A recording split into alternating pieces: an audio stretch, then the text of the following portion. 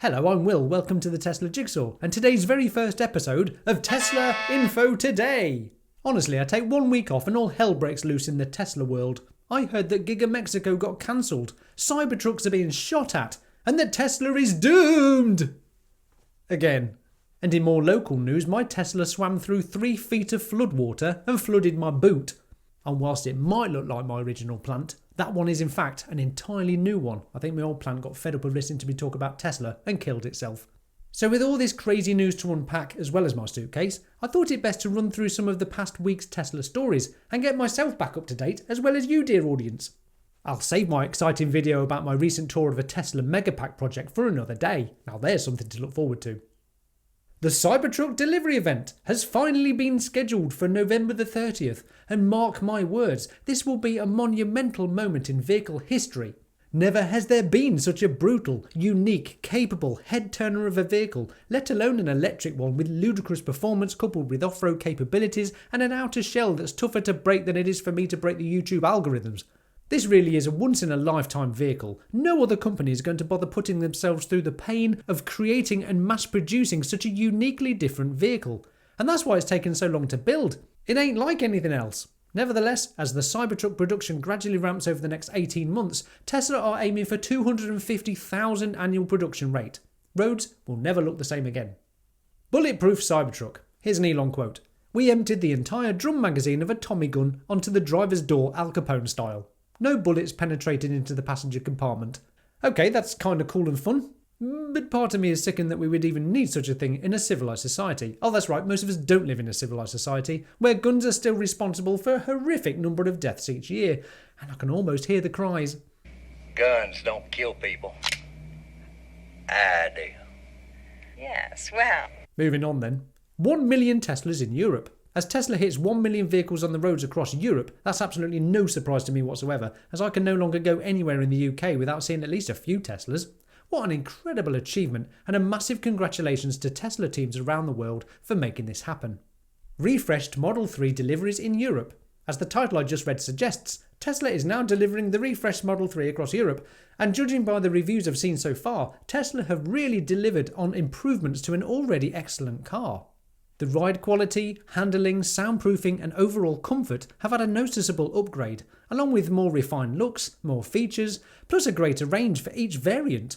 The long range gets a whopping 421 miles with the standard 18-inch Photon wheels. Surely more range than necessary for most people. If you can drive for 8 hours without needing a stop, congratulations on your bladder range. But for normal people, you could take a break at a supercharger and take just 15 minutes to add 175 miles of range. The only negative change I'm hearing about is coming from the deletion of those indicator stalks, which I'm not going to knock until I've tried it, which should hopefully be soon, fingers crossed. UK price drop. The new Model 3 is configurable on the UK Tesla website, and get this, the new one, with more range, an extra rear screen, ambient interior lighting and loads of other improvement, it is now cheaper than the old version. It's gone from £42,990 to £39,990. This keeps it from incurring the luxury vehicle tax, which is payable on anything over £40,000. With a £10,000 deposit over a 4-year term, monthly payments on a personal contract hire are £375 per month. Not too bad or still a crazy price? Let me know in the comments below. All refreshed Model 3s are currently coming from Tesla's Gigafactory in Shanghai, which as of Q3 now has an annualised production capacity of 950,000 vehicles. Remember, this place was just a field back in 2019. Perhaps a little reminder of how quickly Giga Mexico could be built, ramped up and pumping out 1 million cars in no time. Especially as Elon alluded to on the earnings call that the next generation vehicles which will be built at Giga Mexico will be far simpler to build using tried and tested techniques and using a design that maximises production output, not a metal triangle full of complicated bells and whistles. The Fremont factory in California has also received line upgrades, so it's surely about to start production of the new refreshed Model 3 any day now. It is just Shanghai and California that produce the Model 3, so this will be the final factory to make these changes. But there's plenty more going on at other factory locations, as the Model Y refresh begins. Not content with already being the world's best-selling car, the Model Y has also gained a few improvements, an ambient lighting strip around the dash, new black wheels, 0 to 60 improvement to 5.9 seconds for the base model compared to 6.9 seconds previously, and a little more range. It's yet to receive any exterior changes, but no doubt this will happen in due course. Click the card in the corner if you want to see my refreshed Model Y video. Starlink news. With all the Tesla goings on, it's easy to overlook the incredible achievements of SpaceX, and in particular its rollout of over 5,000 satellites in space, which give internet access to most of the planet for the first time in history. Starlink is currently installed and being used on more than 70 aircraft with over 400 additional planes on contract. This means that in-flight connectivity works as soon as you walk onto the plane. Starlink is also fitted on many cruise ships and other seafaring vessels around the world, giving for the first time a stable, fast internet service. Quick side note, my wife and I used to work on Princess cruise ships. It would have been amazing to have internet access whilst at sea, especially sailing from LA to Hawaii, which took 4 sea days to get there with practically zero communication with the outside world. Who am I kidding? I loved it. Starlink really is a game changer for communication and internet access for, I dare say, billions of people in the future, given it's the only form of communication in Ukraine right now and anywhere else on Earth that's slightly remote. NACS! Would you look at that? Almost all car companies have now adopted Tesla's NACS, meaning that they too can have the pleasure of using a stable, reliable, abundant charging network. That is, the global Tesla supercharger network. But who are these stupidly stubborn companies yet to take advantage of this? Who are yet to give their customers at least one good reason to buy their electric cars? Cheeky. We're still waiting to hear from Volkswagen, Stellantis, Mazda, Lucid, Ferrari, Aston Martin and Canoo. The real question is, will they survive long enough to include a Tesla charging port on their EVs? We shall see. Whilst we're on the subject of VW, rumour has it that they are no longer selling internal combustion engine vehicles to Norway. Volkswagen realise it's not viable sending ICE cars to Norway, as 80% of their vehicles are battery electric vehicles. Bravo Norway for leading the EV adoption. It's my opinion that every country will eventually fall like dominoes to the obvious benefits of EVs. To any company like Volkswagen who depends on their ICE sales in places like Europe, China and elsewhere, this, as I've already pointed out in many videos, is disastrous. If you can't make compelling enough EVs at the same price point as Tesla, plus your ICE sales are collapsing, what do you think's going to happen? Hence people like me have been screaming for years, get a wriggle on traditional auto, you're going to die if you don't evolve quickly. Take a breath, it's not your company, it's fine. Once consumers fully grasp the advantages of battery electric vehicles, manufacturers of ICE vehicles will have no choice but to discontinue their more profitable, more environmentally damaging offerings. Good! It's about time these dinosaur car companies go extinct and let a breath of fresh air take over as we shift to an electric, sustainable energy future. How long do you think it'll be before the rest of the world catches up to Norway's 80% EV adoption? Let me know your thoughts in the comments below. Giga Mexico is still happening, although Elon quite rightly sounded cautious about going full pelt into the future with such an unstable environment of high interest rates and barbaric wars. He also pointed out on the earnings call that Giga Texas has more than enough room to grow and can always expand if needs be. So why is Giga Mexico necessary? Well, cheap labour. I was going to suggest more labour too, but I've just discovered that including a recent surge in population, Texas has 30 million residents, of which 20,000 work at Giga Texas. 30 million people in Texas though. That's just under half the population of the UK. Wow. Go Texas. In fact, I'm sure I know someone who lives in Texas. Oh, what's his name? Tough guy with the guns. Texas Pete. I wonder what happened to him. Okay, Q3 2023 earnings call. After seeing headlines of Tesla's disastrous earnings call, I listened to it once back from my holiday and took a few notes to see how bad things are. But apparently the original feed's audio disappeared for Elon's opening remarks where he highlighted some of Tesla's good news, such as... So they've had downtime for global factory upgrades, which reduce costs and increase production. Tick, that's good news. Reduced the average cost to build a Tesla by $2,000. They've completed a 10,000 GPU cluster of H100s, which doubled Tesla's AI compute quarter over quarter. FSD version 12, or baby AGI as Elon calls it, is commencing nicely. Autopilot has totaled 500 million miles on FSD beta. That's an enormous amount of video training data collected, which will continue to train full self-driving version 12 until autonomy is solved.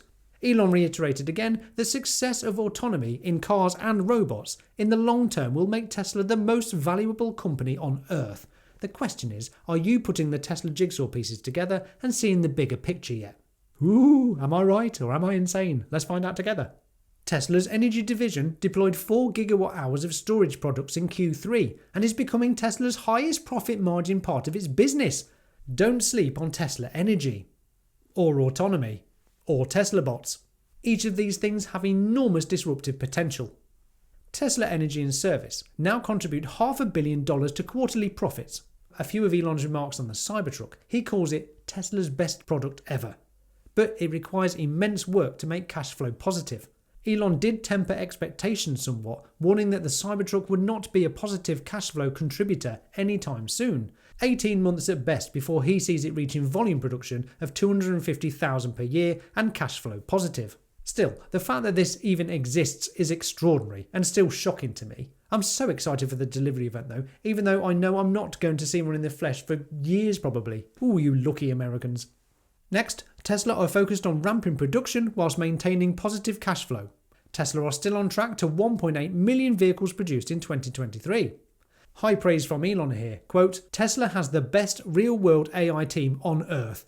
Period. Talking about robots, Elon commented that Boston Dynamics robots lack a brain, like Scarecrow from Wizard of Oz.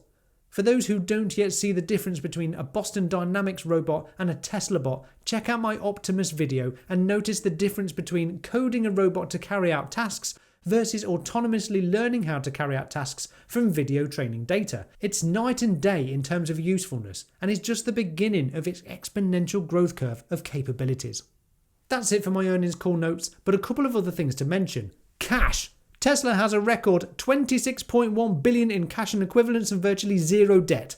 This is the position you want to be in during a high interest rate environment. In contrast, Volkswagen's net cash flow was $11 billion in 2019 and was down to $5 billion in 2022. Ford has warned it will lose $4.5 billion on its EV business this year. Make no mistake, the ICE industry is collapsing. The rest of the EV industry is clinging on for dear life. Lucid, Rivian, NIO, XPeng. Yet Tesla is still hugely profitable and able to reduce the cost to build an average Tesla by $2,000 while still implementing improvements. It really is remarkable what Tesla are doing, embarrassing the competition, disrupting many industries, paving the path to an electric sustainable future. I for one can't help but be impressed and most grateful to the company doing the most to drag humanity into a better future. I hope you see that too. Tesla stock price. With all this good news, let's look at Tesla's stock price.